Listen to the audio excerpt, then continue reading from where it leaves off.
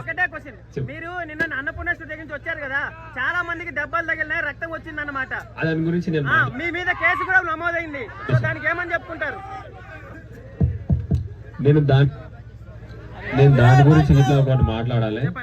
అసలు బయట చాలా పబ్లిక్ ఉందని నన్ను ఇంకో గేట్ నుంచి బలవంతంగా కొంచెం పంపించారు. నేను గెలిచిన, నేను దొంగతనం చేయలే, ఎందుకు పోవాలి ఇట్లా అని వాళ్ళంతా దింపిన. మళ్ళీ నేను అక్కడికి వెళ్ళి వచ్చిన, బయట ఏమైందో తెలియదు. తర్వాత నేను వచ్చినాక కొన్ని నా ముంగట్నే కొంచెం లాఠీ చార్జ్ అయింది, అది నాకు తెలియదు. అది నేను చూడలే, నాకు తెలియదు. ఇప్పుడు దొంగలో దొరవలో మీకు తెలుసు. నేను ఎప్పుడు వచ్చినా, ఎన్ని గంటలకు వచ్చినా, అట్లా అంటలేదు. ఇప్పుడు దొంగతనం ఎవరో అయితే నువ్వు దొంగ అంటే నువ్వు ఊకుంటావా? ఊకోవు కదా. నాకేం తెలియదు. సరే మీరు నా మీద కేసు వేసినా అది మీకు తెలుసు, ఎవరు చేసిరో కావాలని చేసిరో అది నాకు తెలియదు. అంటే అది మీ అభిప్రాయం, మీ ఇష్టం. నేనే చేపిస్తాను. మీరు రోడ్ షో చేయడం కూడా చాలా మందికి ఇబ్బంది కలిగిందన్న, దానిపైన మీరు ఏమంటారు? ఇప్పుడు ఒక కామన్ మ్యాన్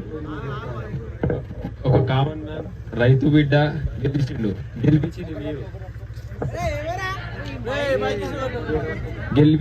మీరు. మీరు నన్ను చూడనీకి వస్తే ముఖం దాచుకొని పోవాలా? ఇప్పుడు మీరు నన్ను చూడనీకి వస్తే ముఖం దాచుకొని పోవాలా? చెప్పు నాన్న, మీరు ఎక్కువ నేను అందుకే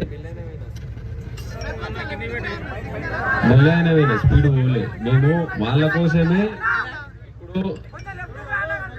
ఇప్పుడు స్టేజీ మమ్మల్ని సాటికెళ్ళి తీసుకుపోయారు. సాటికెళ్ళి పోడు పద్ధతి కాదు. దొంగతనం చేయలే, దొరలెక్కలకు గెలిచినాం, రైతు బిడ్డ గెలిచిండు.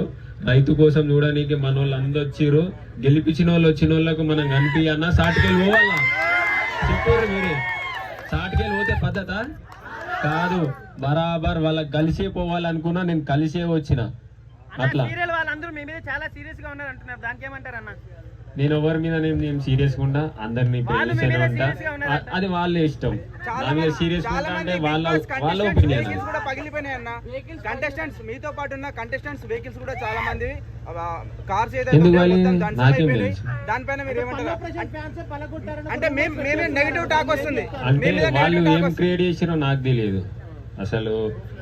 ఇప్పుడు మా దగ్గర మస్తు మంది తలిగినాయి దెబ్బలు, నేను చెప్పాను వాళ్ళని లేదు కదా. సో మీ ఫ్యాన్స్ అటాక్ చేశారని టాక్ నడుస్తుందన్న, మీ ఫ్యాన్స్ కావాలని అటాక్ చేశారని టాక్ నడుస్తుంది. అంటే ఏదో ఇప్పుడు మీరు చూసిర్రు, మీరందరూ సాక్ష్యమే. నా పేరు చెప్దామని లోపల ఉన్నప్పటి నుంచి ఏమైందో మీకు తెలుసు కదా. నేను ఎట్లుంటానో మీకు తెలుసు, బయట వచ్చినాక ఎట్లుంటానో మీకు తెలుసు. ఎన్నో రోజుదామంటే ఒక రైతు బిడ్డ మీద అన్ని అబండాలు వేద్దామంటే లోపల ఉన్నప్పుడు ఎట్లుంటాడు, బయట ఉన్నప్పుడు ఎట్లుంటాడు. బరాబర్ నేను ఎట్లుంటానో అట్లే ఉంటా. ఇంకో తీరు నాకు ఉండడానికి రాదు.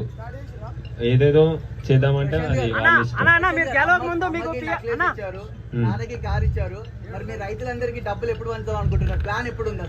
చేస్తా, బరాబర్ మీకు చూపిస్తా. నేను స్టార్ట్ చేయాలా చెప్పు మళ్ళీ. మిమ్మల్ని లోపల తోసుకొని పోయాడు కదా, కొట్టేదానికి వచ్చాడు కదా, అప్పుడు ఎలా ఫీల్ అయ్యారు మీరు? కొంచెం బాధ ఉంది. అంటే ఇప్పుడు ఎవరికైనా కొంచెం బాధ ఉంటది, ఎందుకంటే ఇట్లా నూక్కుంటా పోతే మనం చిన్నప్పటి నుంచి మా బాబు మీద అట్లా నూక్కుంటాం. నేను బాధపడలే అన్న, నేను చాలా బాధపడ్డా. ఎందుకు ఇట్లా నూక్కుంటా విండు, నేను శివాజాన్నకి ఇట్లా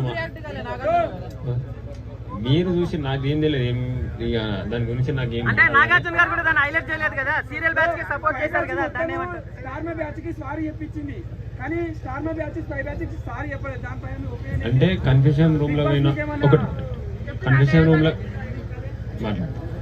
రూమ్ లో పోయినప్పుడు ఒకరి గురించి ఒకరు ఏం మాట్లాడుకున్నా మనకు తెలియదు నిజంగా. అంటే బయట చూస్తేనే తెలుసు, ఇంతవరకు నేను ఏం చూడలేదు. ఏడొస్తుంది కాక కన్ఫ్యూజన్ రూమ్ అంటే అలాగ ఉంటుంది. అది ఏడొస్తుంది.